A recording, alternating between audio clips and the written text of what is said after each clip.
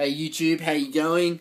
Been a while since I've done a race update and wanted to cover off an event that was a little while back and I haven't managed to get a video up until now. Just been busy with, life, training, that kind of thing. But it was a men's health Urbanathlon that was held in Sydney, and it was an 11 kilometre race. It was considered an obstacle race, but a little different to what you normally expect. There was no mud, there was no barbed wire, there was no freezing cold water. It was just the urban surrounds of Pyrmont and Darling Harbour in Sydney, so it was a bit of a different race. Good to kind of, it's always good when you have a race that goes through a different area, like the city. You've got the city to surf and the Harbour Bridge. There's 10k and Sydney Marathon and all that kind of stuff. So it's not every day you get to run a race through the city. So it was good that the Urbanathlon, did that and provided an opportunity for people to get out there and have a bit of fun. The weather was awesome on the day as well, which certainly made it a lot better and a lot more interesting to take in the sights and everything. In terms of the race itself, so yeah, it was just over 11 kilometres. It was extremely run focused. There was only 10 or 11 obstacles across the whole course. So unfortunately, unlike most other obstacle races, there wasn't a huge amount of obstacles, and some of those obstacles as well weren't what you would traditionally associate or as obstacles or call that difficult. I'm thinking like one of the staircases was considered an obstacle, whereas others weren't. And there was also a series of witches' hats with some kind of warning tape that you just had to jump over, but you could step over them. They weren't that high. They were kind of a little bit disappointing from a obstacle perspective. But on the positive side of things, a couple of obstacles were quite good. They had a 100-metre dash, which I thought was an interesting one to put in there. So towards the end of the run, I think it was probably around the 9 or 10 kilometre mark, you had to sprint for 100 metres and try and put in, the best possible time. So you'd obviously gassed yourself, for the most of the race, and then you're asking to sprint. I thought that was a good one, something interesting, something a little bit different. They also had large,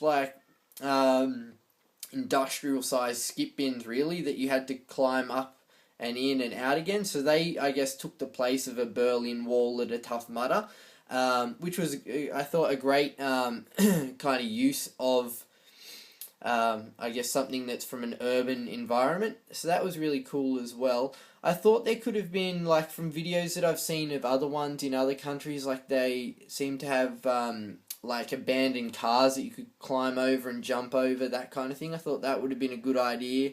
And maybe just try and make a bit more use of that kind of urban nature and get some more obstacles that were still difficult, or a bit more difficult than maybe some of the ones that were there, but still with that urban twist. Maybe some more scaffolding or something to climb over. As I said, the cars to jump over, I thought that would have been pretty cool. And I think that would have made it a little bit of a better event. As I said, one or two of the obstacles were kind of lacking.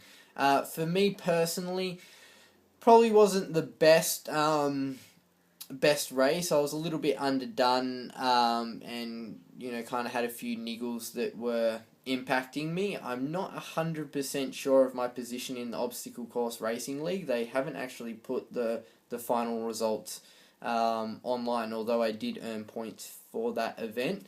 I managed to do it in, I can't remember the time now, it was 56 odd minutes, I think 55 minutes, which wasn't too bad, but again, not the best race for me. What was interesting was that Matt Murphy and Will Lind, who normally race in the Obstacle Course Racing League, opted to go in the first wave of the day and actually took out the event in a 1-2.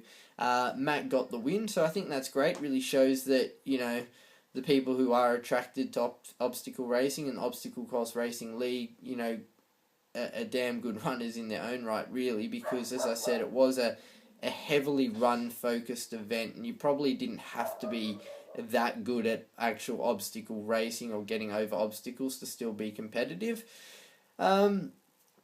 But yeah, that's probably about it, guys. I think, maybe the most difficult thing, just quickly, was, the stairs over and over again. It's pretty much every staircase that we went past we were climbing up and down. But yeah, obstacles could have been a bit tougher. Would I do it again?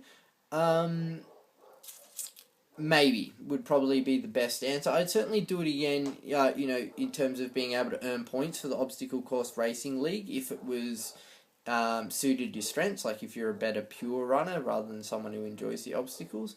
I'd also, probably do it, if you haven't done it before, I think it would be a good one to do, but unless there was maybe a few more obstacles or they increase the difficulty a little bit, I don't know if I would immediately jump back.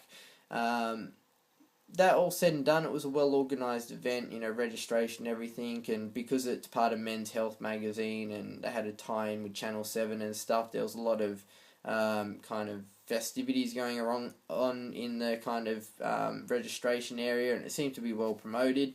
And again, you get to run through the city and Darling Harbour and stuff, and that's not something you get to do every day. So that's just my thoughts on it, guys. Did you do the Men's Health Urbanathlon in Sydney? What do you think they should have done differently? Let us know below, and thanks again for watching. Talk soon.